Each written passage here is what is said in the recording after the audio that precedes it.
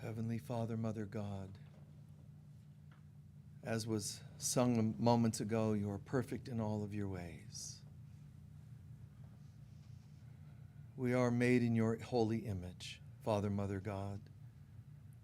In this moment, we are accepting all that you've intended for us. We're asking that you open our minds, hearts, souls, bodies, beings to receive the Holy Spirit. And as this opening happens in our crown, your light can shine upon our heart, and in our heart is an altar where we place all that is not of your presence, all that is unlike your holiness, our concerns, issues, fears, struggles, judgments, opinions, littleness in every way. On this altar are all such things. None of this matters. None of this has any real weight, any real power.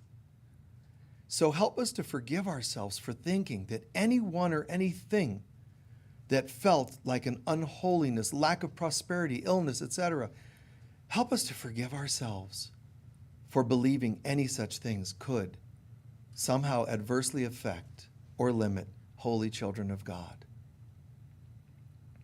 On our own behalf and on the behalf of all brothers and sisters, whether we loved them or struggled with them, on behalf of all, we accept your will of our holiness to replace all else. And in this day then becomes a holy day, a holy instant all day long, all week long, year long, lifetime long. This is a holy instant, and it is to last forever. We breathe this in and we accept this.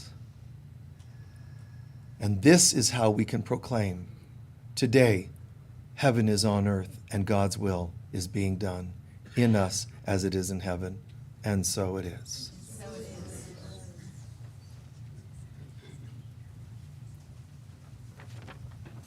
Please join me in reading our mission statement, which you can find on the white card in the seat backs in front of you. And together we say, the Global Center for Christ Consciousness is a spiritual center for students and masters on the spiritual path. We are dedicated to awakening the inner Christ and to creating a world of love, peace, joy, and abundance. And now for our sacred reading for today.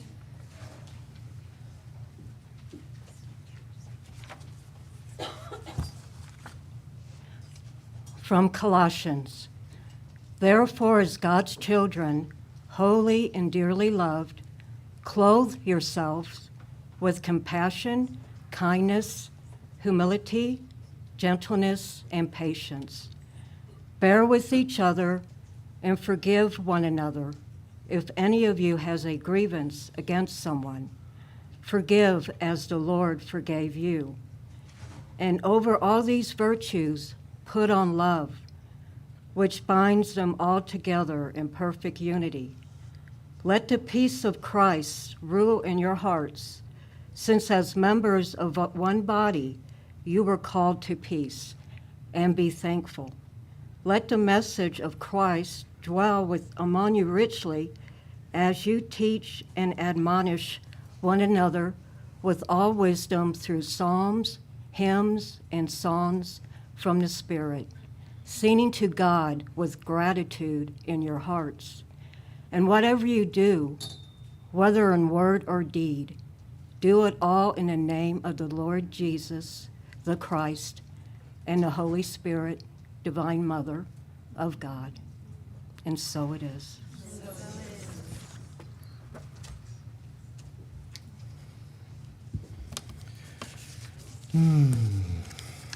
Welcome, everyone. As you tune into your hearts and souls, what topics are dear to you that you'd like me to share today? Our sign of the soul. The importance of listening. Say over there again. Dealing with the collective consciousness. Okay.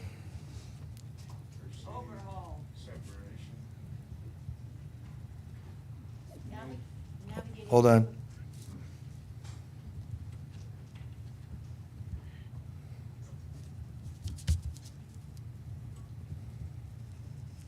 Okay, what? Navigating challenging work. Navigating challenging work relationships. The answer to that is called sole proprietorship.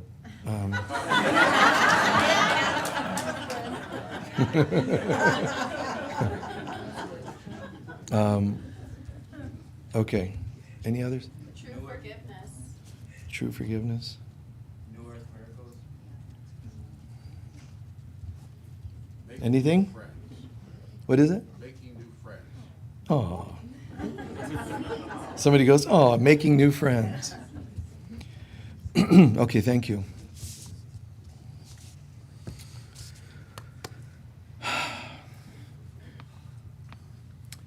Topics ranging from dark night of the soul, dealing with the collective. This doesn't mean I'm going to read them all, but just as an example. New friendships, dealing with challenging workplace and relations in the workplace. And, you know, today we have a workshop focusing on creating fulfilling relationships. You're welcome to join us. It'll be here live or online at the same, it'll also be on Zoom or whatever it is. You know, no matter where we go, I mean, relationships are key. And I'm not going to do a promo for that workshop. I'm just saying, since some of these were about friendships and relationships, workplace, you know, human beings, man, we think we're here for all kinds of other things. We think friendships or partners are like a cherry on top, you know, a positive aside, like having great relationships. We don't realize you have a relationship with everything. If I accidentally whack my hand on the podium, I'm having a relationship with it. I don't like that podium right now. You relate to everything. Everything is a relating. Everything is an interaction. If air runs out, you're having an interaction with air. It's called lack, yes, but you're having a relationship. You have a relationship with your spleen, with your liver, your hair, lack thereof. You have a relationship with drivers on the road. It's not partnerships only, and it's not just family. I'm having a relating with everything, and everything is a mirror of me. My relationship with God and self is being mirrored in my relationship with all others. The word other, as I've said many times, comes from the root outers. All outers, others are just outers. Your car is an outer what? Outer reflection of you. Now, I know that's not always easy to hear because we're like, no, you don't understand. There's people I don't like, and they're legitimately unlikable. I understand. And they are magnifying some lesson or characteristic of you. Either a characteristic you haven't seen or some lesson. And then there's gifting relationships and there's challenging ones, karmic ones. So karmic relationships with anything, a car, a tree, whatever, is mirroring, if it's karmic, the tree fell on you. If the tree shades you, you're having a gifting relationship. But what humans do is actually justify nice tree and not a nice tree. But it doesn't matter because they're just me. And if I needed to forgive something, then it stubbed my toe, landed on my hand, and whatever else. But none of it really is outside. It's not really a power over me. There's a universe.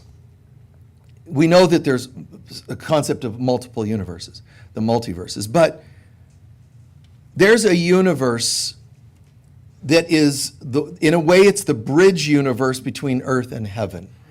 There's a universe where everything is understood to be a reflection of ourselves.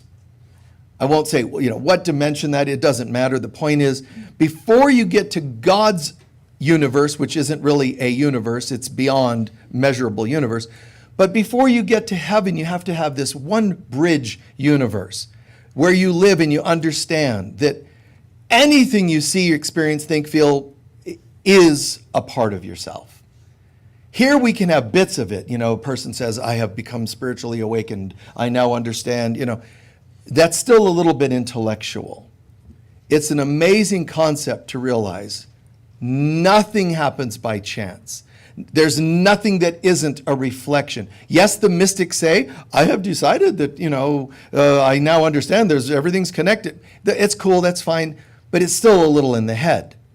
To totally understand, nothing happens by chance. It's all reflecting consciousness.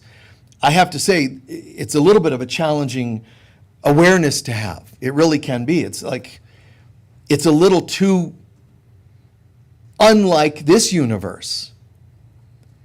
And you could probably sound quite insane to the average person here. Policeman pulls you over for a ticket. Do you realize you were speeding? On some level, yes.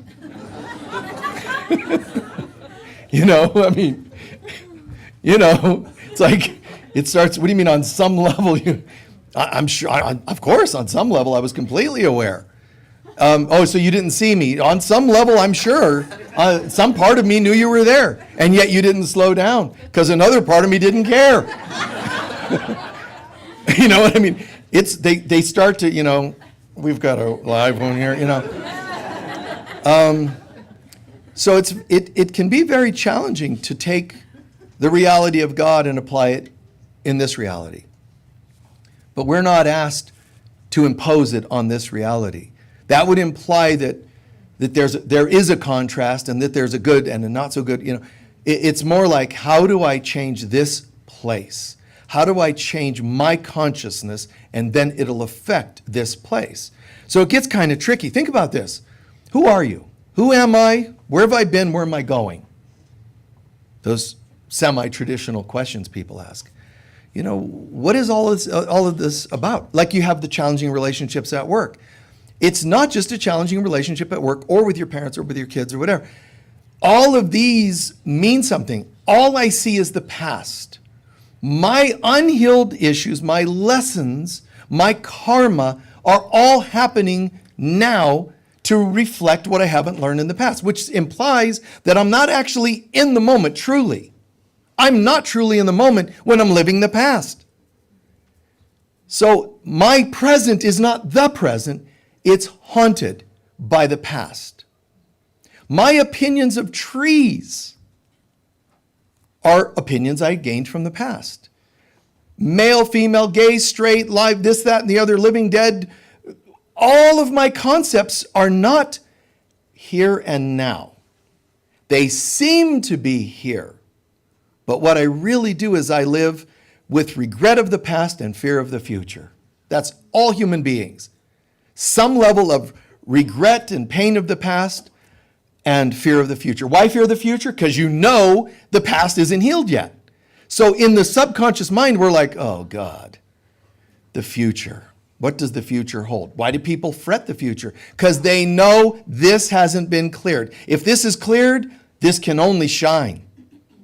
And we don't have to analyze the future, but we just know it's got to be good.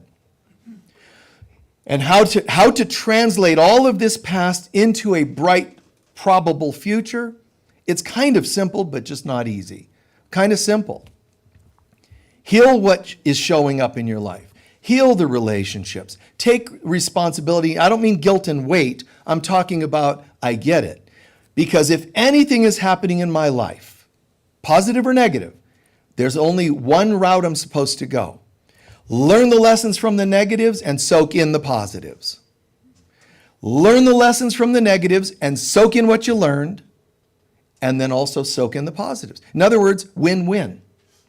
When anything that comes into your life is turned into a healed experience, the future changes. It's really quite remarkable. And even the most enlightened in us, there's going to be things that show up. What did King David say? The worst things I ever feared are all happening now. What a great outlook.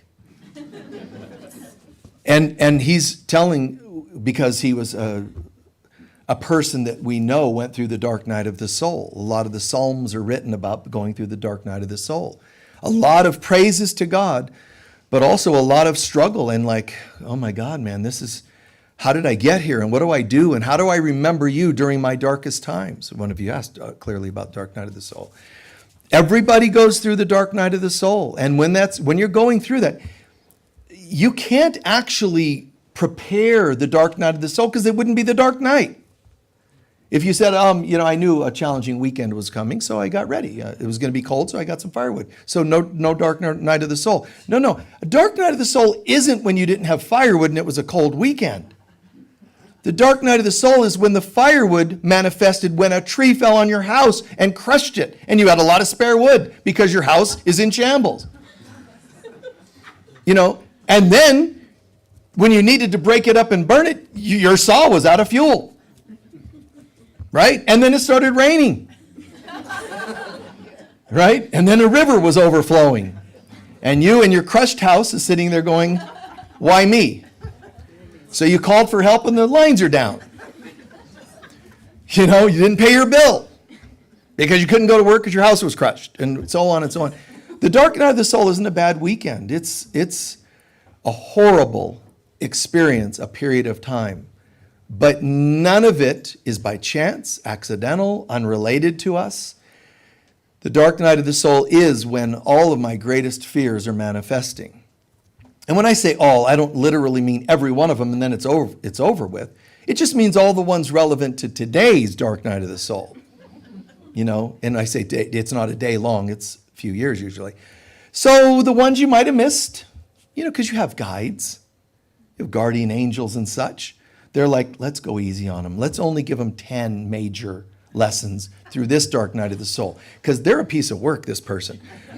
We're going to save 30 for next time they go through it, I mean, in a way, it's kind of funny and it's horrible. If you can imagine the conversations they have to have, I mean, it gets to be kind of funny. So where have I been? Where am I going? Who am I?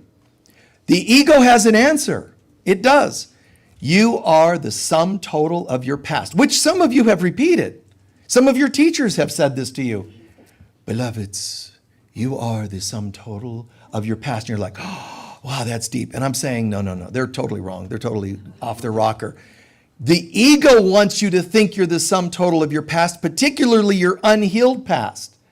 Well, I can't amount to stuff. I don't have prosperity because my family didn't have. I don't have health because past life, I took somebody's life. We all killed somebody somewhere along the lines. All of us rode into battle flailing a sword. You don't get stuck on that.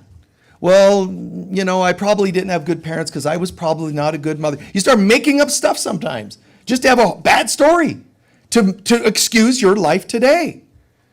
None of it has power. None of it ever even happened. It was a dream. So how sane are you if you start the day and you go into work, you go into the center or wherever you're during your day and you say, I was really planning to have a great day today, but I had this dream last night. It really threw me off. So I'm going to have a really bad week now because of this dream. The average person with any brains is going to go, wait, but it was a dream. Oh, I know, but it wasn't a good one. And I dreamt that someone was after me. Yeah, but they're not. No, but I'm always going to be looking because I had a dream. This is what it means to let your past haunt you. I swear. They're shadows. They're just ghosts of yesteryears. The important part isn't that they're there or what power. The important part is they're not gone. And the only way they can be gone is for me to bid them farewell. Well, I had lives of poverty. Okay, are you done with that? I would be, but I had a lot of poverty. I starved to death. Oh, I'm sorry to hear that. Would you like to starve to death this lifetime too? Or would you like to be done with it? No, I'm ready to be done with it. Oh, great. Here's what happens. If you're ready to be done with it, you can do various means of healing, but one of them would be like tracking and looking inside. Where's this coming from? Oh, a lifetime where I starved. And how did it feel? I felt like people weren't there for me and I was starving to death and I was just thrown to the streets. That feels horrible. See, what I'm leading to, I'm starting to lead to relationships. People that turn their backs on me and I starved to death. So that means I don't just have an issue with food, which is one of my issues. It's with the people that turn their backs on me. Yeah, but how do I ever track them down? I promise you, they're in your life today. Anyone that feels like they turn their backs on you are some of those people. Because the value of the past that isn't really there is that it recurs. Nothing new under the sun, as the saying goes. So those who threw you under the bus yesteryears are probably doing it this time. And I guarantee you, and guys, I'm not wronging you for feeling hurt by what they did. I'm just saying that I guarantee you, if it doesn't get resolved now, I'm already predicting where your future is going. I'm afraid of the future because I know dang well that I did not heal the past. That's how we live. We're not just ignorant little humanoids. We're well aware of all this on some level, in some dimension. We're well aware of what you have not healed here. And you know dang well it's coming back. And yet we still make conscious choices now to not heal it. We have to learn to say there is nothing that I refuse to heal of the past. No matter how horrid, no matter how traumatizing. You don't have to fix it. All you're asked to do is invite the Spirit of God in to shine light on it. When the light shines on it, the dark places start to disperse. That's the nice way of saying it. But sometimes God's going to say, the infinite wisdom of the Divine Mother, the Holy Spirit of God, sometimes she's going to say, this one, thank you for inviting me in. Light shines on it and it disperses. Other times she's going to say, okay, thank you for being open. Here comes one. I'm going to need you to look at this one. This might hurt a bit. You view it. You get nauseous. You vomit. You cry. You become, a panic attack. Just hang in there. Breathe. You're only looking at a memory. You're only looking at a shadow. Just like you could think back at horror movies and still sometimes, oh my God, that movie really got me. But it's just a movie and it's a memory of the movie. So that my past is just a movie. Hang in there. Now, if it's too much for you, breathe, cry, and then come out of it. Don't go so far to where you can't, you trigger yourself into a state of like psychological shock. Always remain aware, and can you handle it? Don't try to handle more than you really believe you can, but the truth is your divinity can handle anything. So hang in there, breathe, and look at it. Observe. Don't be afraid. Well, I never wanted to believe that I did anything violent in another lifetime, but I saw this war scene, and I was doing this and killing people, and I understand. Edgar Cayce was a beautiful, beautiful soul. But one time during the Trojan Wars, he took captives, dragged them by a horse, and did some really horrible things to the soldiers that he captured. Not a really great lifetime. Lifetimes later, he was born into royalty, and he was the heir to the throne, but he was a bastard child, so he was illegitimate. And some people knew of his existence, and they knew he was going to be eventually put on the throne because he was the rightful heir, but some people did not want him to be. So when he was around 12, they went in and they found he was being kept in a convent kind of a place, and they killed him. A 12-year-old boy. Now, you could sit there and go, God, that's horrible. If you saw that scene, or if you did the doing and killed that 12-year-old, that's horrible to kill a little boy. But Cayce could look at it and say, what happened was his guide said to him, remember this? The Trojan War? Yes. Remember what you did? Yes. Would you be willing to go in and be taken out early to pay it off? Yes. It's a different way of looking at it. Course in Miracles will tell you, I am not a victim of the world I see. But that's not easy, because we easily identify with our past and with our issues. And you see, because suddenly if you leave here today going, okay, so none of that has any control, but you still run out of gas on the way home. You still have someone call you that you didn't want to hear from today. The stuff still happens and you're like, I don't get it. I left going, oh, none of it's real. Oh my God, I get it. And then boom, boom, boom, and things happen. You're not supposed to be expecting that it all turns around at the flip of a switch or of your mind. It's that you switch how much of an intensity it has over you, hold over you, and you start changing that how often, when, how, where, a day at a time.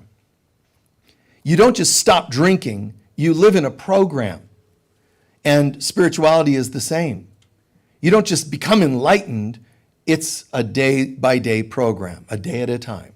So you leave here and you say, God, I have it together, I get it, I'm not a victim. If my ex calls, I'm going to be like, it's fine. You know, in your mind, no matter what they've done, I'm not saying what they did was nice or moral or legal. I'm saying I can decide the effect it has on me. So I decide and say, okay, you know, simple, sweet, how can I help you? Okay, that's fine. You stay objective. You don't have to remarry them. Just, okay, you're just decent about it and you hang up. You did pretty well. Good. Then a neighbor comes over and says, oh my God, my ex just called. You, me too. And then you go after it. You slipped. Look how quickly you slipped. You handled it for a minute and a half. What you have to do is go, you know what? Tomorrow, I'm going for 2 minutes. And the next day, 5 minutes. You just get up, brush yourself off, and do better.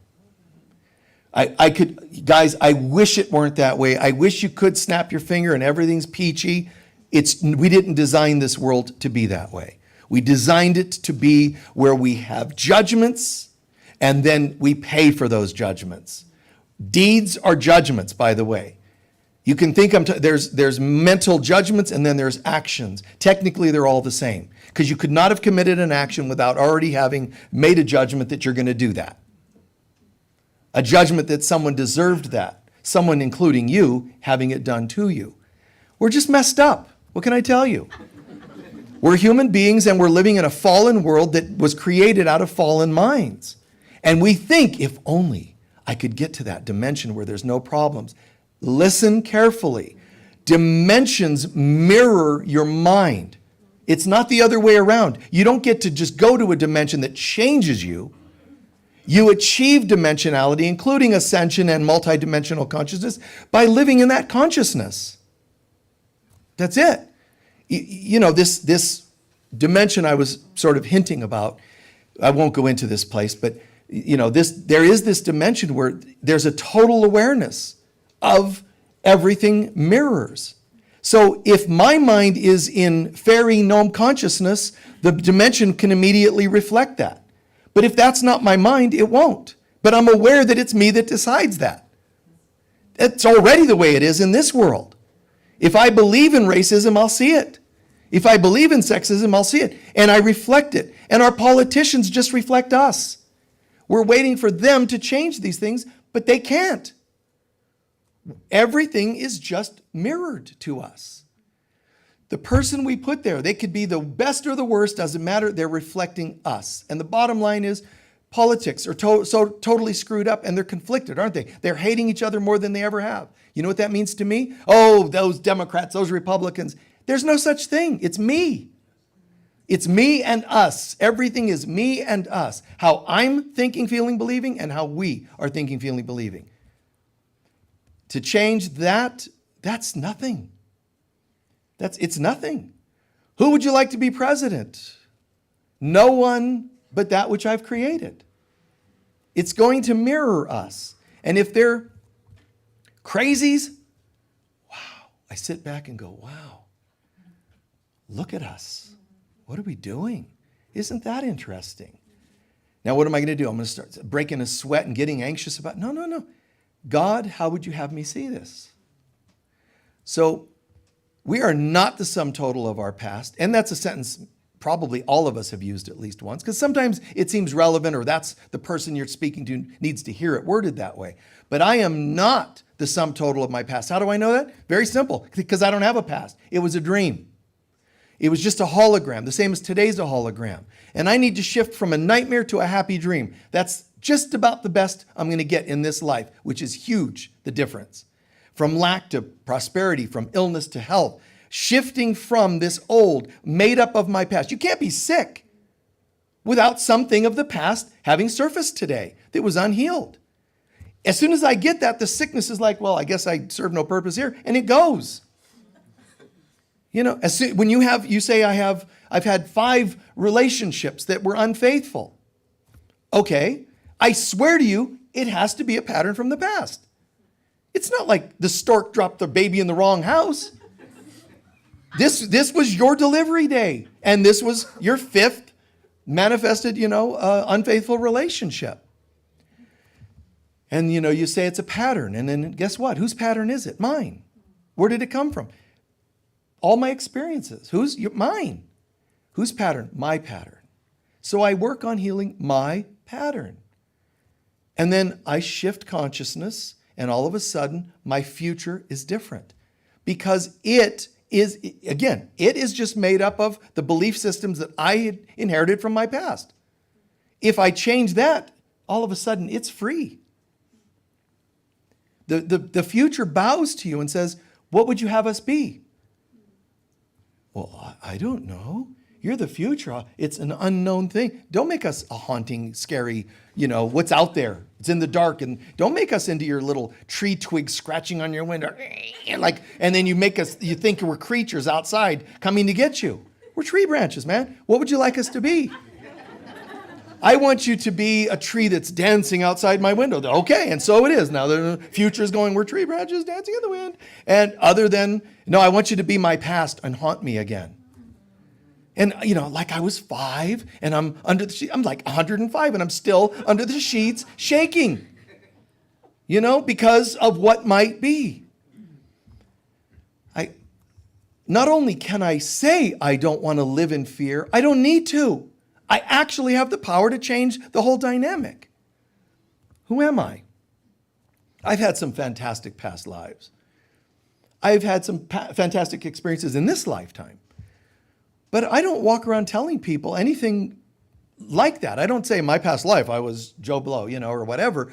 I don't praise any. All that matters is what I do with it today. Whatever negatives, I need to learn from them, and it changes me today. If all I've had was betrayal and poverty, what can I learn from that? I look at that, I heal. What can I learn from that? I integrate the lessons. It changes me today, and I take the new me into tomorrow. But how do I know I've done it? Because it changes what I bring the world. If I bring rudeness, I'm unhealed. If I bring service, I know I'm getting somewhere. Not just the negatives, the positives too. Oh, I was the wealthiest person on the planet. Oh, I was the greatest healer that walked the earth. And how are you doing today? Well, I'm in kind of a bad mood this lifetime. That's what we need to hear. What are you doing with it today? What did you do from the past? How's it bringing a new life today? What are you doing to bring a difference to the world? But also your positives. Don't tell us how great you were as Cleopatra or whomever. What are you doing with it today? Honestly, one of the most important techniques about living in the present is what are you bringing in the present? Don't even try. Tell me how in the moment you are. In the moment, I could have the past haunting my moment. Show us how you're bringing a better life to yourself and others. If you're not making a positive difference, something's not right. Because if you're really in the moment, you're connected to God. You're not haunted from the past or afraid of the future. You're plugged into God.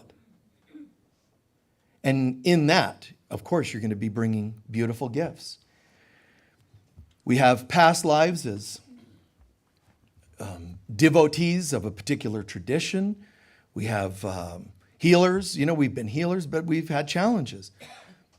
Heal the challenges, bring a new self, somebody that feels relieved. If you've gone into a doctor of some kind and you've had some major pain going on for years, illness or physical discomforts, and all of a sudden they fixed you up and you leave, what good is it if you come out of there doing nothing? I mean, I feel so good now that I've got the chiropractic adjustment or the surgery that changed my life. I should be smiling more. You got an insurance settlement for $1 trillion. And what did you do with it? You hid it in the bank to make sure nobody touches it. Man, you should be pouring it on people. That's what I would do. Win $1 billion, go up on a roof and announce, at noon, I'm going to start throwing bundles of money off the roof. Share it. Do something with it. So you came out of the chiropractor going, oh my God, I feel great. Good. Tip the secretary at the front counter. What did they tip that for? They didn't even work on you. So what? Shine. Shine, man, shine, smile. Do you mind if I share a hug? And give a hug. Ask first. Otherwise, they'll think you're hugging is a mugging, okay? So, but what can I do to make a difference? And if you don't, what purpose is there? You're just living your trauma. You're saying, I would love to bring light, but I'm just post-trauma. Nice to meet you, post-trauma. What can I expect in your future? Oh, clearly nothing good, because I'm the presence of post-trauma. And I'm not saying we all feel the bright, bright, bright light, even just a little. Whatever amount you're feeling today, whether it's finances, share it. Smiles, share it. Healing hands, share it. A strong healing mind, send prayer to people. When you leave here, you look back and say, well, what did you bring the world? What I would have brought, but they don't say, oh, God, we didn't realize. We're going to send you back into a stellar future. All they can do is say, wait, you would have brought more good, smiles, light, whatever, had you not been haunted by this, which tells us, your guides, you're not through this yet, which tells us very clearly we must assign you to more of this so that you can heal it, because everybody's destiny is divinity. So we have to actually bring you to your healings. None of these things by accident or whatever. We talked about a year ago, we talked about this concept of the daughters of heaven, a wave of light workers that are remembering and activating who they are. And they're realizing, not just light workers, but ones that specifically feel a connection to the Divine Mother, to the Holy Spirit. That might mean they had lifetimes as nuns. It might mean they were pagans, but they were close to the Mother in some unique way, not just kind of and not just gratuitously. They felt a strong connection. Why? Because they never lost that connection. Somehow, instead of like the average human being that completely lost it and failed, they always remembered. Even people that have gone through hell and who have brought hell to the world, if they remember somewhere in their heart, they always knew the concept of love, the concept of the Mother, the concept of wanting to return home. Everybody feels that on some level, but there's a difference, because the daughters of heaven, that, bless you, they feel a calling to it, a remembrance of it, a gratitude. And we've all taken that different directions depending on our past. There's a group of people, almost always women. They were called anchorites or anchoresses. You probably have never heard of them. But anchoresses or anchorites are women who in history became so activated and so devoted to God that they would actually commit themselves to a church. The church would build a cell, a little tiny room built to the side of the church, no doorways. They would brick it and build them into a cell like a captive with one window through which food could enter, waste could exit. And they lived in complete devotion to God. These anchoresses, almost always they were women. Why women? Because women just had this more natural connection to the Mother, this easier connection. And that's not a gender plus or minus. I'm just saying, So this particular faction or whatever of people existed, and they still do exist. A person can still commit to being an anchorite or an anchoress. But the concept was, they think of it as a person who goes into silence. But that's a metaphor. These people weren't just going into silence, they were going into themselves. You don't just go into silence to meet God, you go within. And within doesn't mean don't share it in a group. It doesn't mean don't go to a 12-step group and don't go to a counselor. That's not the point. It's just extreme to be walled up in a cell for the rest of your existence. It's beautiful, the intention, but we don't have to do it that way anymore. Now it's about coming out with God that you went in to get. That make sense? Yes.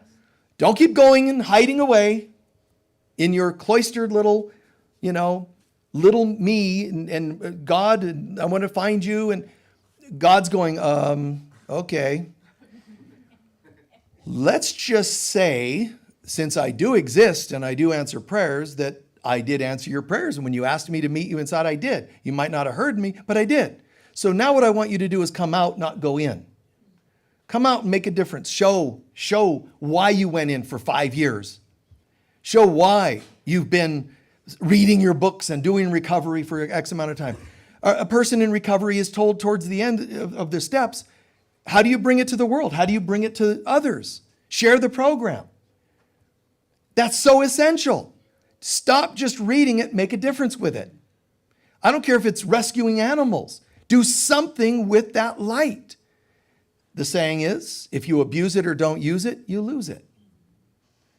Those gifts are for a purpose.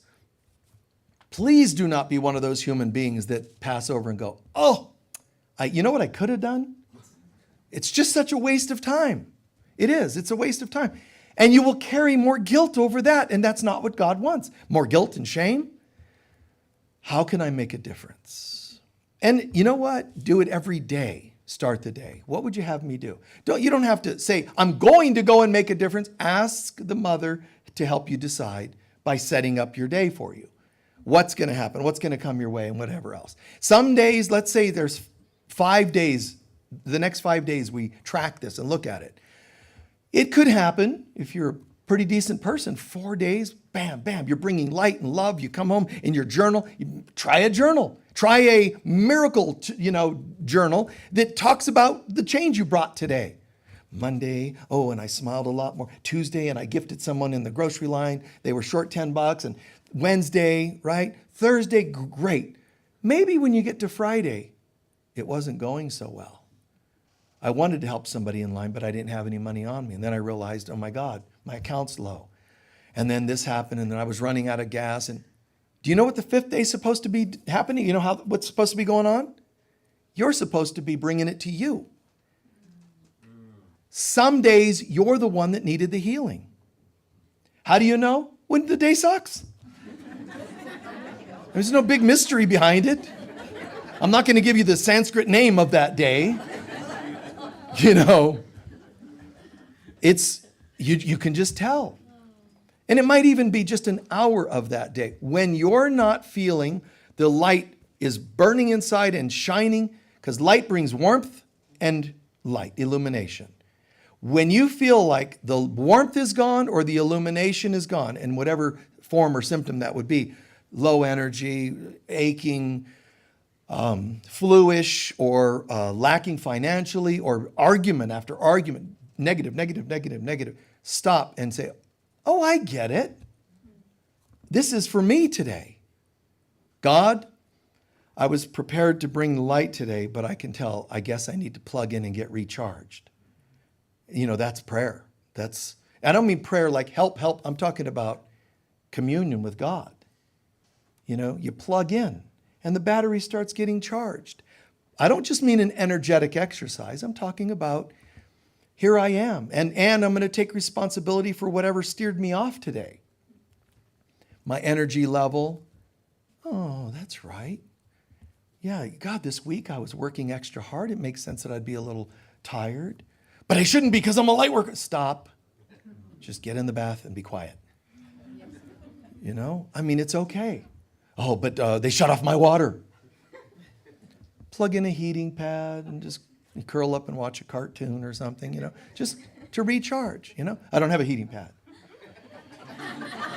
Okay. Go outside and pick up one of the river rocks. They're all over this place. And then get a torch from your garage and heat that rock, then wrap it in a blanket and hold it against your tummy. Don't tell me there's no way you can't do something. Do like a dog. Just go out where the sun, even though it's a chilly day, there's still sun shining on the ground. You just, lay on your lawn and try to get some warmth out of the sun. There's something we can do. It's always something. None of us can say it's not available to us. It's God and it's in you, therefore it's available. But of course, reaching out to a person, not venting, but to be able to reach out to a person and say, would you by chance be available for a little bit of, I'm looking for some support. Let them know, which is also known as warn them. Let them know I'm feeling kind of off. Is today a good day to kind of reflect some things and see if they're open? Always ask. And they might say, I would love to, but I'm literally out the door to work. Try me later, or they can go to someone else. Take responsibility. It's called a safe other. Someone that you can reach out to. It could be a friend, counselor, sponsor, whatever. Do not try to navigate the treacherous realm of trauma, post-trauma hell yourself. Reach out. Reach into God and reach out for safe others. And it's nice, those people can either, sometimes they're just, I'm sorry that happened on your hand, they hold you. And other times they're saying, would you like to do some inner work? And they, like our chaplains are trained to do inner work, like tracking. Do you want to look at what this is about? And sometimes people will say, no, I just want to close my eyes and lay back and have somebody's comforting hands on my shoulders. And I think it's beautiful. But do something. Be careful. Don't underestimate the ego's, tactics to try to screw up your day so that it can screw up your mind. When it hijacks one day, trust me, it's got several more prepared that it wants to ruin. Because if it ruins days, it ruins your life, the present.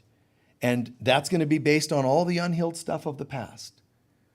So you can say, no, I'm done with this. I'm done with this. When one of you was asking, about making new friends, I was saying, there's gifting relationships, but there's karmic ones, and I've said this several times. Gifting relationships are the ones that reflect your value. Not stroke your ego. That's a different kind of, value. Oh, I really value you. No, there's ego stroking that looks similar. Reflecting your value that you believe in. If I give you your value, it starts to become codependent and rescuing. If I can reflect your value, very often, not every time, but often with people or sessions, conversations, I will, at some point ask them, so are you prepared for a new life? Yes. Why? Well, I don't know, because you said. Oh, so you still don't get it. I want you to get to a place where I deserve it. But then that's an ego stroke too. Yes, you do. You've seen those people on Oprah, selling a book. You deserve it. I do? Wow. I deserve the lottery. And they get them all boosted up, and it's like blow drying their hair. It's like you just fluff it up and you think it's okay, and it isn't. Your value that comes from God, not your value that we stroke properly. Your true value. You're a holy child of God. But you don't deserve good if you don't act like it.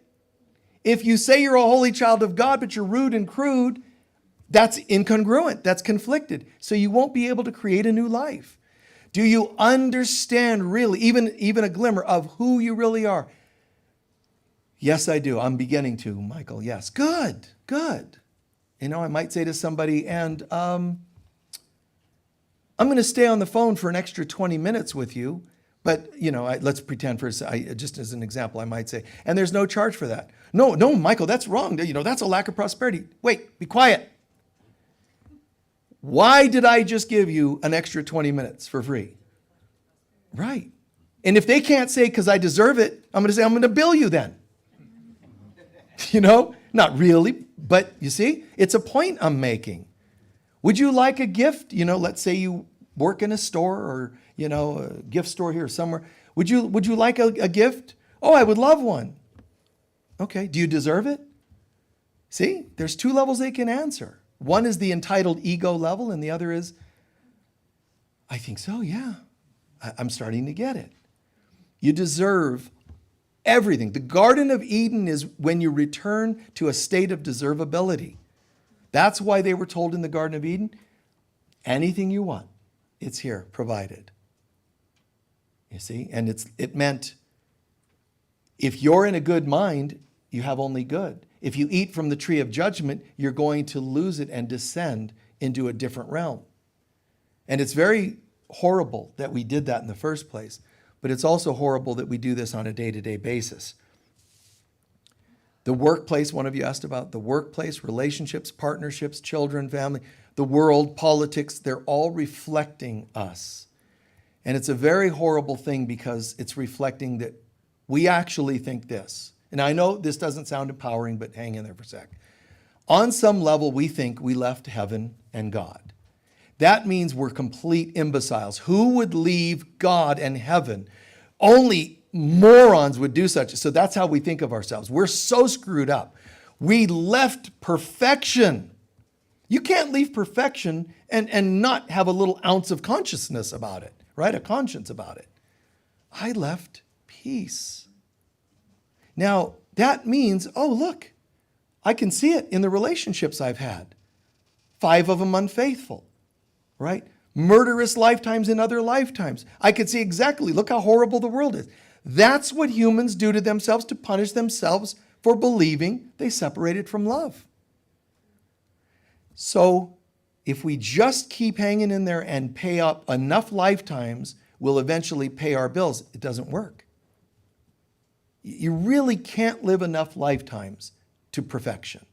I say you really can't, it means 1 in a trillion pulls it off.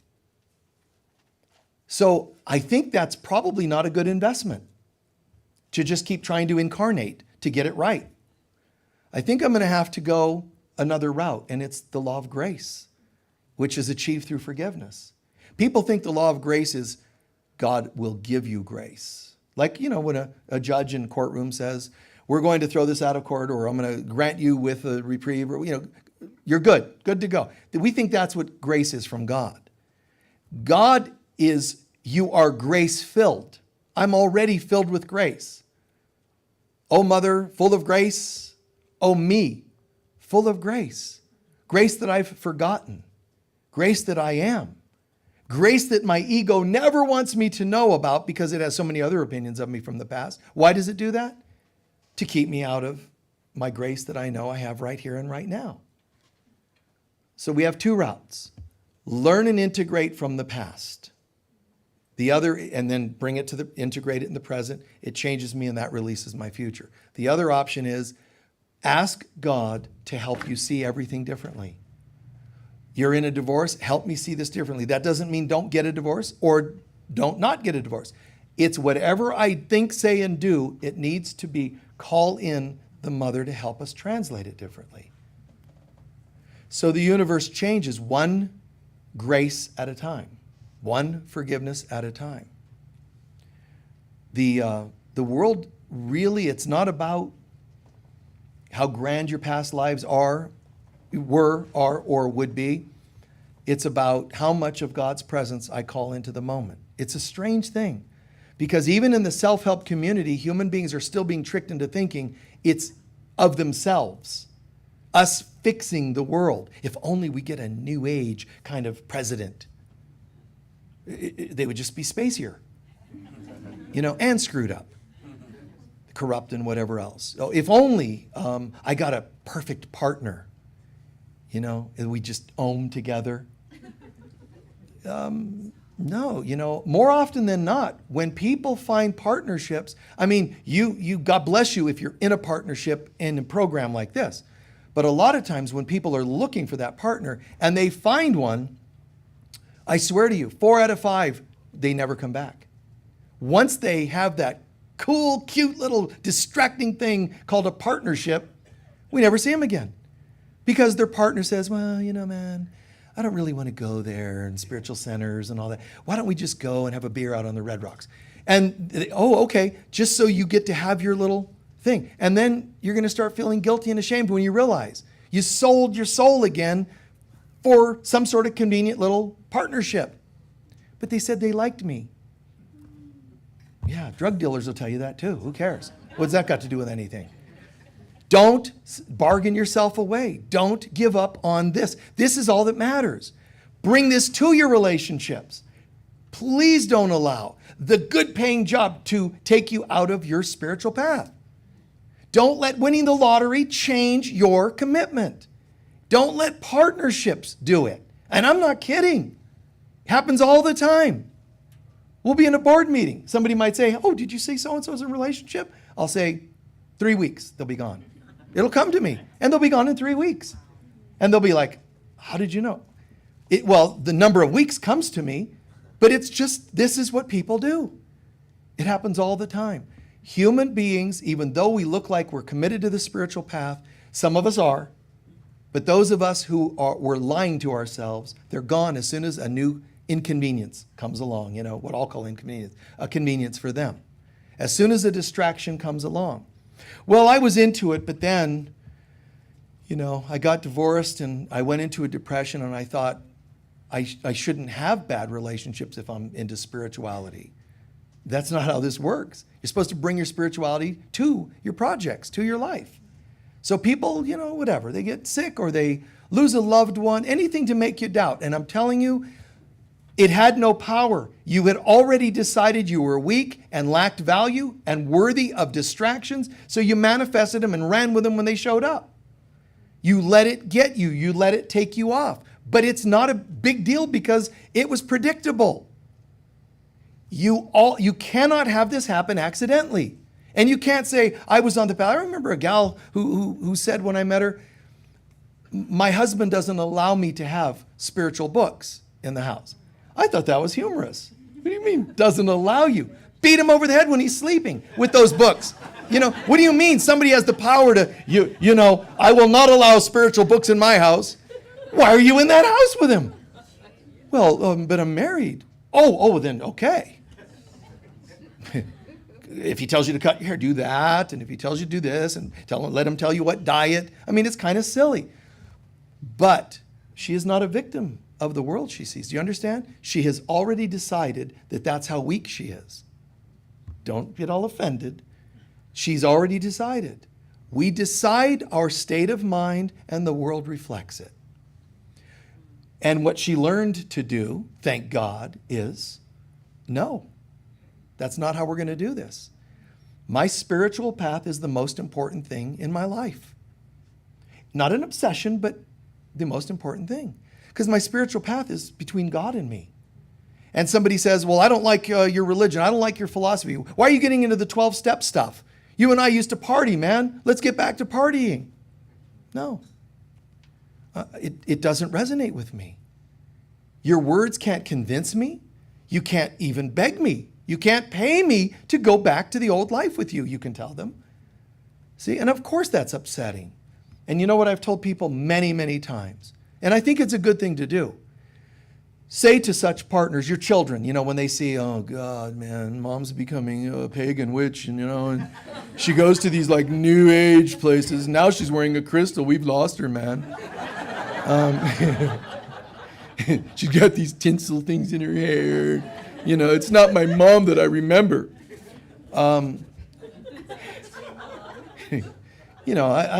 Whatever. People are weird, but I understand that they're going to turn up the heat on you for having your commitment. But remember, they're just your doubts. When you get it, they will have no words that can have any effect on you. When you're a little bit waffling, oh, but my kids, oh my God, they think I'm a pagan, I don't know what to do. That's you demonstrating your own weaknesses to yourself. They're nagging their threats. They're all your past lives. Inquisitions, church people, they're all the stuff of the past resurfacing to test you. Do you really believe in this? Yes. Test, unmoved. That's when you know you've got it. It's pretty cool. This is who I am. It wasn't something I was doing. I've heard many partners say, but I thought they were going to get over this. I thought, okay, a few tarot classes and then they're done. And they're back to me and drinking. And it didn't happen. And I think it's funny because good. It doesn't need to happen. But then what's really curious is that means the person who's been inconvenienced by you, changing, by your betterment, they're unhappy. Do you know you reflect them too?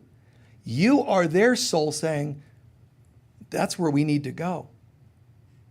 And when they fight you on it and say no, they failed their test, just like if you give in to them, you failed yours. Does that make sense?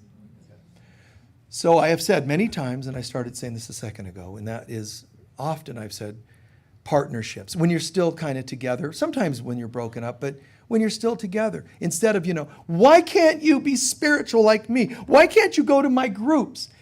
Don't bring them here. We don't need more bodies. If it means more donations, let them stay home and rather say no to the donations. Don't bring your wackadoodle family members here and say, well, I wanted my mom to know that this was spiritual. I thought if she could just go, my fundamental Christian aunt could go to the center and have a psychic reading, it would change her. Don't bring her here. We're psychically already reading. No, don't bring your family member, okay? So my point is that here's what you can say to them. Instead of, why aren't you more spiritual? Why won't you read my books? Pause, man, chill. Try this. You know, honey, I want to apologize for something. Because 99 out of 100 times this is true. I've been complaining that you weren't more this and you weren't more, I wish you, and that probably has put a negative vibe on you. I wish you were different. That's not nice to say to a partner or your child. So say, I apologize. I was out of line. And you were. Say this, I changed. I've been treating you as though you changed and you were doing something wrong. If we were spiritual and then you descended into some hellacious life, fine, but that's not usually what happens. Usually you're in a mediocre or not so great life and you changed and you decided to get spiritual. I'm not saying apologize for being spiritual. I'm saying so that you're tactful and loving and respectful to other people. I've made a lot of changes and this is probably weird for you. I apologize for that. See, I'm not apologizing for my changes. I'm apologizing for how I feel for you because this has probably been challenging. You know, I went from, what would you like for dinner, everybody? Because I'm your kitchen slave. I went from that to, ooh, cauldron in the kitchen, you know, on your Maytag oven, herbal concoctions and, hocus pocus, get my kids in focus, and whatever. I think it's very nice to say. I swear, it's a very nice thing to say because you no longer give them the impression they're the ones that failed. You just failed to communicate what you were doing because you didn't know. I get it. I didn't know this was all going to happen. I mean, I just found my bliss. I found God. And you also remember to tell them, and you know what? You're on the path too in your own way. Not I'm on the path, you're not. Don't create contrast and expect good relationships out of it. The most rude, crazy person at work or at home or wherever on the street is still a reflection of how rude and crazy we are on some level. How could we not? If you're separated from God, you're not doing so well. So remember, forgive them, they know not what they do. But also approach them more. Meaning, don't just forgive them and distance yourself because you're spiritual and they're not. That's not integrated. If you're so together and integrated with your past, your lessons, your learnings, your healings, you're so centered, light bulbs are always going off, man. It's just like your tactfulness changes, your bridging. Mom, we used to, and you used to, and oh, you're right. I get it. Oh my God, I didn't realize. It must look kind of strange. I come to, now to Christmas dinners and we used to all just sit around and watch football or whatever people do on Christmas dinners, and you were one of those. And you can say, you know what? I remember, yes, we used to do that. And I'm willing to do A, B, and C, but not X, Y, and Z. Bridge, meet them part way. Tell you what, I'll come over for that day, but I'll probably only be able to visit for an hour. See? Show them that you can still have turkey instead of, oh my God, I'm a vegan. You guys are all sinful. You know what? Just shut up and don't put turkey on your plate. Put whatever other things that people eat at those dinners and smile and be the presence of God. I swear it's magical. That's more magical than refusing to communicate with other human beings because they're also screwed up and fallen and you're enlightened. Bring your enlightenment to the presence of others. Don't sacrifice or bargain into others. Bring it to others. Just be the presence. I'm shining my light. My light will go halfway between you and me. You'll meet me there or you won't. Do I care? No, I'm just shining my light. It's hard to say this, but a light bulb is brighter than most people.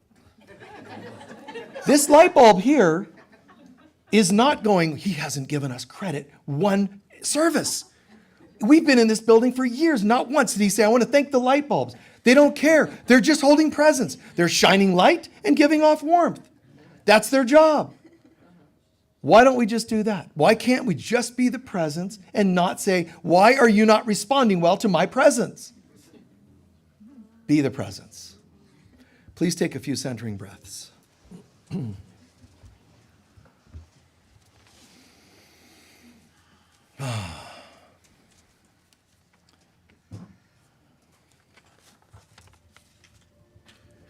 We'll spend a few minutes and then do our closing prayer. But before you leave, it's your job to decide what you heard today that makes a difference. Allow the shifts. Allow the insights, the ahas, allow those things to come in. What did you hear that made sense? Let it become you.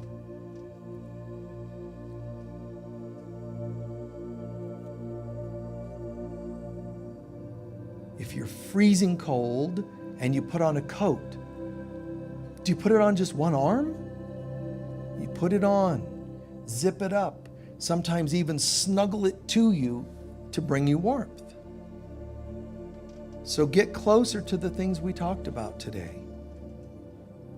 Look how miraculous it is. The topics. Wow, what a coincidence he landed on this or that. How did he know that's what I was going through? I don't know consciously. If something was said that's meaningful, I swear to you, it can only be that God is trying to get to you because you've asked. Is that meaningful? I hope so. Or did we just listen with our head? What if there is a God? What if? What if it cares? What if it hears you?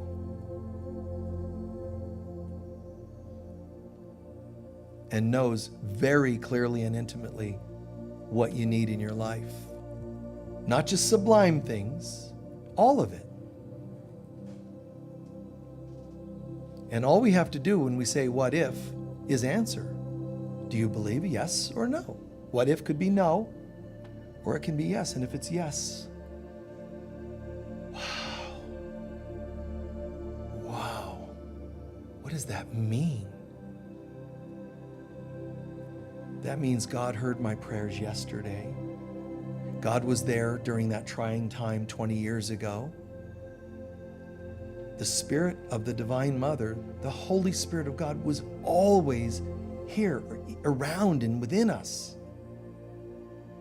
But I was distracted with my stuff, blocking out that presence. We blocked it out, and then we begged for its help.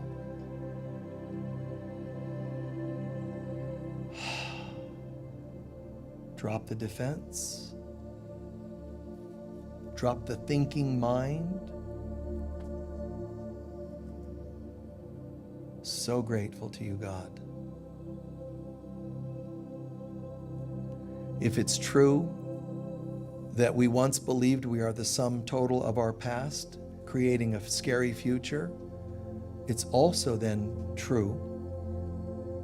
The outside mirrors the inside, then it's also true that I can change my consciousness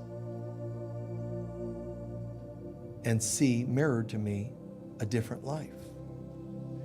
I know I will not and cannot change it of myself. Of myself I am nothing. I am calling in the presence of the Holy Spirit. Change my mind, change my heart, change my consciousness. Bring to me the remembrance of all that I really am. I do not need to be walled into a cell to go inside. Since I am not apart from you, God, finding you should not be a challenge.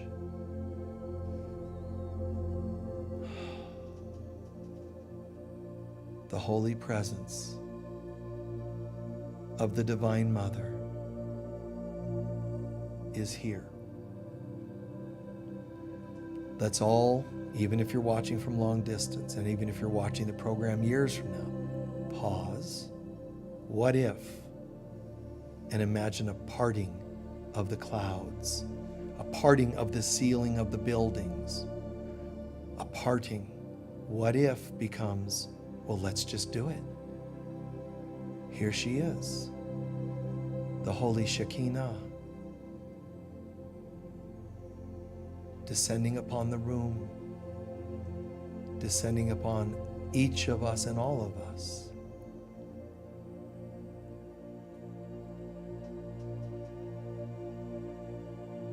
And we're aware that as we allow her presence to fill us, once it fills us, it goes horizontally throughout the world.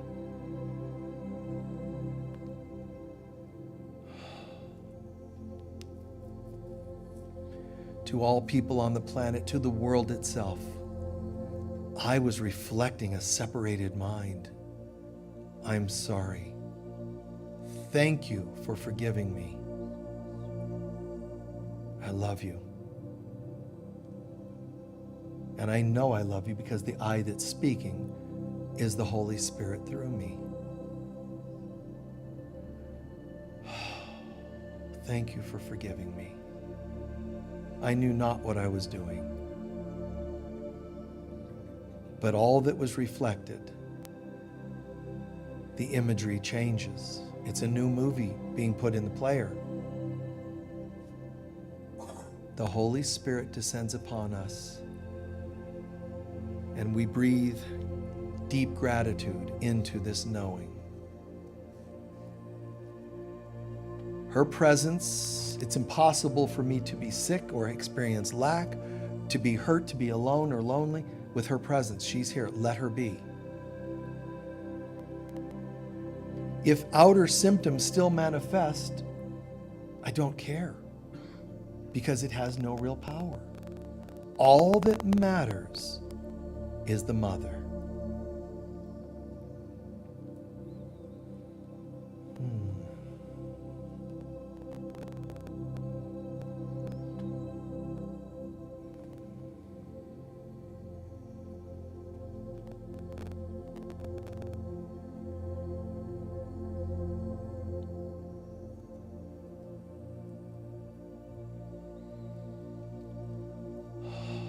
Something wonderful is happening on planet Earth.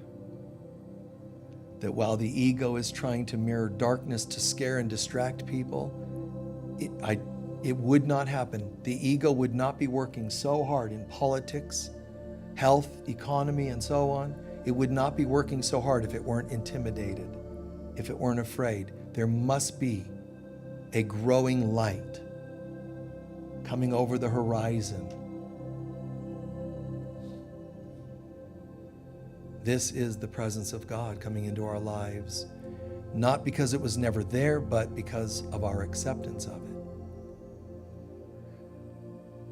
The word anchor, like the anchorites and anchoresses, these are goddesses that we're choosing to anchor in the presence. We give thanks in advance that the shift, the healing, the miracles, the talk, the sharing, the friendships, the laughter, is all the tip of the iceberg of the happy dream, the new life that we're entering now. Guide us in all thoughts, words, and deeds, Holy Spirit, on how you would have us help facilitate this process. We are your midwives on this planet to birth the Christ in all beings. Guide us, show us how, what to do and what not to do.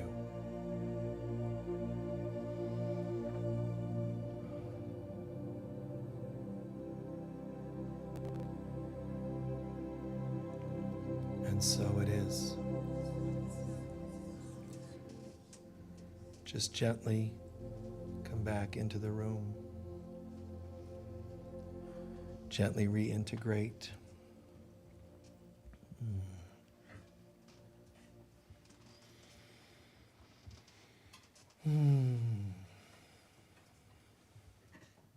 How's everyone feeling? Good. Things connect? And I hope things you've studied, spiritual studies, meditation, whatever, I hope that when I share, it doesn't contrast it, make it wrong, just like I said, bridging with partners, children. Look for how this is taking you to another level, because it does. Direct connection with the Holy Spirit. You can still do all the other fun things you do on your spiritual path, recovery path, etc., but just more and more and more direct connection, becoming the presence of God. Well, thank you all very much. You're welcome. You're welcome. Oh, no. Thank you. I appreciate that. I've never had applause in a talk before. It's no. Yeah. And I believe it's kind of cool. I've been doing this for, 40 years or whatever it's been, and I've never done the applause thing. I always designed services to go from a talk straight into a meditation so that they wouldn't have a chance to do applause. I did, because we all know it has nothing to do with that, right? We get that. And I'm not against it. And if you're musicians here, I think it's beautiful to honor them, applaud. I think it's great. I just know that I've never allowed that space in a talk, and I knew what I was doing. It's like, I know, I got it, so that everybody stays, with the depth. And the applause is good too, because that's love being expressed. Yeah, I remember. A little bit. What's that? You blushed. Thank you. Being blessed. Yes. I remember one time there was this New Age conference. It's a fairly popular one that was going on over the years, still happening, I think, once a year. And I remember they were so deeply spiritual, it was kind of serious. And so, no applause is allowed because it breaks up the vibrational frequencies that we set during this conference. And that's what the mindset was of the coordinators and facilitators. And this one speaker goes, I know you're not supposed to applaud and not supposed to, because it breaks up the energy. He goes, let's break up the energy. And was getting everybody, show excitement for life. Come on out. Instead of just, we are so damn spiritual. It's like, well, then dance, move. King David, man, when he pulled it back together and he developed Jerusalem and said, we're going to have a temple for God. We're going to make God priority. Prior to that, everybody was so nuts. And he says, well, we're committing. We're not just going to be wandering through the desert. We're not going to do this, that, and the other, and just have tumultuous times. We're going to build a temple to God. And he brings in their tabernacle, and he's building a kingdom of God on earth. That's where that began. And they're putting it together, and he just felt so, do you feel it? And he starts dancing and moving through the streets and celebrating and taking off clothes. And, of course, the priests are like, stop undressing. I can't not. It's a feeling. I feel alive. I feel naked to the world. I feel sinless and innocent. It's so beautiful. But the world, stop. Humans, what are you going to do? Anyway, a few announcements and we'll be done. I know. First, the crystal bed sessions are available. If you're interested, we have a healing room out here in the yurt. Crystal bed sessions are pretty profound. What? Yeah, we will. I see these hands going, because he's shadowed from the lights. So I see these hands going, and I'm thinking, is that a spontaneous, enlightenment kind of process? Is he, I can't tell. I just see these wing-looking things. Are you trying to ascend? Are you... First word sounds like... And then, so I had to say, what? Okay. And how this meant, don't forget the love offerings, I have no idea. Anyway, crystal bed sessions are available. And we do have another array of products over here, some native medicine bags and some other things over in the table in the far corner, a new variety of things today. On social media, whether you watch us on YouTube or Facebook, we appreciate it, and only ever share, in my opinion, what is valuable to you with people you're guided to share it. I don't believe in just blasting everybody, tell everybody they should watch. tell who you think resonates with this kind of material. Don't recommend my books to just anybody. Let it feel right. Get guided to know this book for that person and this person not. This kind of group for this person, that person not. You can find other speakers online or in person that maybe are a little easier for some people to hear. We all as light workers have to learn to intuit how to be helpful, not tell people what they should have because based on your head, but sharing what you're intuitively knowing would be the right thing for any given person. That's a better way of being a light worker. Remember, each weekday, we have from 12 to 2 videos being played in here, various speakers, all very deeply spiritual based, Course in Miracles or forgiveness and topics like that. But it's here if during the day you're a lunch break or whatever, you want to come and just feed your soul while whatever else you need to do. We do have an afternoon workshop today. It's the 12 to 3. I'll be facilitating the advanced skills in spiritual counseling. It doesn't mean you have to be a licensed or non-licensed counselor, just the skills for becoming a better person. It is focused on relationship with God, self, and others. So you can read the flyer if you want to know more information about it, and you can attend online as well. Every Friday, starting March 22nd from 2 to 3, we have Humankind will be facilitating a weekly meditation event with special guests who will share their unique teachings.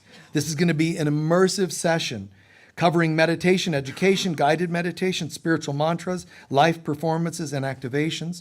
So join for this enriching exploration. That's starting every Friday, March 22nd from 2 to 3. So you can mark your calendars accordingly. And there's a brand new variety of gift items already mentioned over there. If you want to know more about them, you can talk to any of the assistants that are over there. And also, I want to thank you, John, besides this thing you were doing. I want to thank you for all the work you've done for us on our AV system and our programs here. Yes, you're a good soul, dude. One last thing, we have one of our viewers, bless you, one of our viewers released these beautiful oracle type cards, Little Light Workers. So this is consciousness cards for children. It doesn't mean it's only for children, but they're extraordinary. They're like $30, but we're going to sell them. We have a dozen of them over there for about $25. We'll give them discounted. So they were kind enough to share these. But it says, Brandon Explorer, with this Brandon Explorer, this magical portal, it embraces the extraordinary qualities that illuminate the spirits of our young ones. Each deck contains 38 enchanting stories, each one, and guided exercises that journey across the mind, body, heart, and soul. So Jenik put these together, and I love the watercolor work that's been done on these cards by an assistant, Susanna, that she worked with. So these are here. They're available. If anybody would like to get them, they're on the table over there. And make sure we put this one over there when the service is over. Thank you. Let's please do our love offering. Leah, be as wonderfully generous as you can be. By this time next week, we'll also have our labyrinth completed with our centerpiece. So we encourage you to stop by towards the end of the week to be able to walk the labyrinth. And that's an incredible process if you're not familiar with it. One of our brochures has a little write-up about, it's a trifold, has a little write-up on labyrinth, how to walk them and what they're for. It's actually kind of a going into a light version of a trance to receive guidance that you wouldn't receive if you're too much in your head. So our love offerings, hold them to your heart. Truly believe what you're saying when we do our love offering blessing. Together, please. Divine love flowing through me blesses and multiplies all that I am, all that I have, all that I give, and all that I receive. And so it is. Thank you. While they're doing that, it'll only take a minute, and then our closing prayer. Can anyone share what they learned or heard today that made the most sense? Yes? Thank you, Michael. You, at the end, you give such a powerful insight for me. I'm no longer going to be a recognition hound. I'm going to be that light bulb. Oh. Yes. Thank you. You're no longer going to be a recognition hound, but instead, Be that light bulb right there. be that light bulb. Nice. Yeah, just be as bright as a light bulb. Yes. That last statement before you went into meditation is like everything. Yeah. The last statement. Well, you said bring the light, but release like the expectation of a response? Oh, very good. Like the light bulb. Bring the light and illumination, but don't the light bulbs aren't interviewing people to find out if they're getting it. Just bring it. Yes. Yes. Robin, aren't those the great moments when you're playing and you don't need to ask them whether they loved it, you just knew it? Absolutely. Right? Isn't that cool? You know how, of course they get it. That's why I thought, it's great. I mean, But you have to acknowledge the gratitude. yes. This is why everybody's clapping. Yes, of course. Yeah, when those moments happen, like when your children thank you for being a great parent, you should not expect that. If you sit around waiting, you're just going to suffer. Child psychologists will tell you they usually can't even mentally, cognitively get what it means to appreciate you till they're around 30. I swear. According to developmental studies, to be able to even get that I appreciate you takes certain processes to activate. Now, I'm not saying it's fated to be 30-something. You get it when you're 10, get it when you're 110. But stay out of that. They get it or they don't, okay? Who else? What did you learn or hear that made, yes? You reminded me of a lot of months ago, I called my sister and informed her that I had turned back to Christ. Nice. And she was delighted, of course. Nice. And I warned her, I said, do not tune into this guy, do not check this guy out. His message reached me on my path. Nice. To just piss you off and scare the snot out of you. I knew she had the spiritual maturity that she wanted. Thank you. I hope you don't mind if I don't use that as a testimonial. Whatever you do, don't tune into this guy. Don't watch him. Don't listen to him. If you see him show up on YouTube, run. Wow. Thanks, man. I love it. And I think that's good. It's healthy. Honestly, each of us tuning into what movie? You tune in. You learn to intuit. What movie would be great for that person? What book? What words from you? And I've said words to people that you would go, oh, that's not PC, man. But it was exactly the way I needed to reach that person. And Jesus has done the same thing. I mean, this dude didn't walk around stroking egos. He goes to the highest echelon of people, the priests of Jerusalem. And he says, you know why you guys don't like what I'm saying? It's because you follow the guidance of Satan. I mean, how could you push buttons more than that? Priests, and he's telling them, your God is Satan. And it's there was no bridging there, man. Just boom. And yet, when they try to corner him into, should we follow the rules of Rome? And he's like, well, I don't know, what's Rome? It's the government. And yeah, what are they all about? Well, they're keeping things running. Okay, so give them what they need. Give to Caesar what's Caesar's, and give to God what's God's. It shouldn't matter. And yet, we think, some people here today, think spirituality is no, certain foods, they'll make you bad. Don't pay taxes, it's part of the system. Do what you want to do, but Jesus is telling you, it's not what goes in your mouth that makes you or breaks you. It's what comes out. Because what comes out is telling us what's in here. So, sure, pure foods, but be a pure heart as well. Be a good person. Make a difference. And you know what? You should bring so much good to the world that nobody should ever have time to think about whether you're a vegan or a meat eater. You should just bring them so much woe that they don't have time to start looking for things to pick on you with, or whatever. With a healthy serving of butter. Yeah. Well, butter makes the world go round. All right. Please stand for our closing prayer.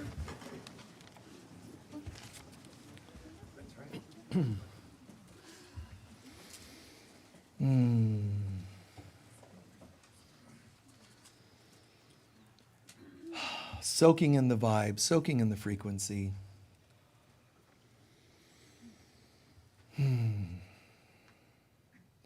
Look around the room, make eye contact, and just a nod of your head. It means peace be with you. If you feel called to whisper it, say it, you can, but just, you don't even have to, but if you feel called, peace be with you. Share the love. And when you go to the grocery line, a smile. It's great to confuse people that way. You know, some people are going to think you're hitting on them when you know. And some people are going to think, I think they're stoned. You know, they're going to make up stories. Light bulb, be the light bulb. Don't care. Just shine the light. Shine the light. The light of God surrounds us. We are the light of God. The love of God enfolds us. We are the love of God. The power of God protects us. We are the power of God. And the presence of God watches over us. We are the presence of God. Wherever we go, God is, I am, we are, and so it is. Thank you, and peace be with all of you. Stay and join us for the workshop if you can, or tune in later online. We'll see you.